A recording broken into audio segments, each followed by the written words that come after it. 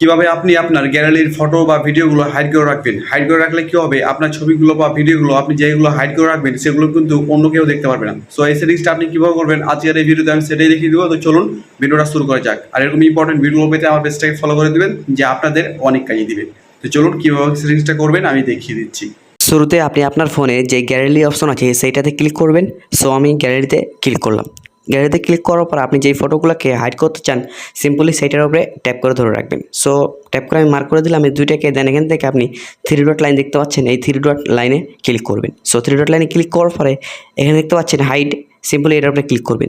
দেখতে পাচ্ছেন আমি যখন হাইডে ক্লিক করলাম অলরেডি কিন্তু আমার ফটো দুইটা অলরেডি হাইড হয়ে গেছে। সো হাইডে ফটো দেখার জন্য সিম্পলি এর বাটনে ক্লিক করবেন। দেন এখান থেকে সেটিংস আইকনে ক্লিক করবেন। তো সেটিংসে ক্লিক করার পরে এখানে দেখতে পাচ্ছেন হিডেন ফটোস, নিচের দিকে দেখতে পাচ্ছেন verify password when viewing hidden photos. যখনই কেউ আপনার হাইড করা ফটোগুলো দেখতে যাবে তখন কিন্তু তাকে পাসওয়ার্ড দেওয়া লাগবে।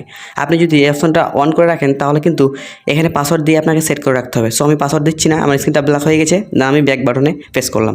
সো আপনি যদি এখন হিডেন ফটোসে ক্লিক করেন তাহলে কিন্তু আপনার যে ফটোগুলো আপনি হাইড করেছিলেন সেগুলো কিন্তু দেখতে পারবেন। সো আমি এই দুইটা হাইড করেছিলাম।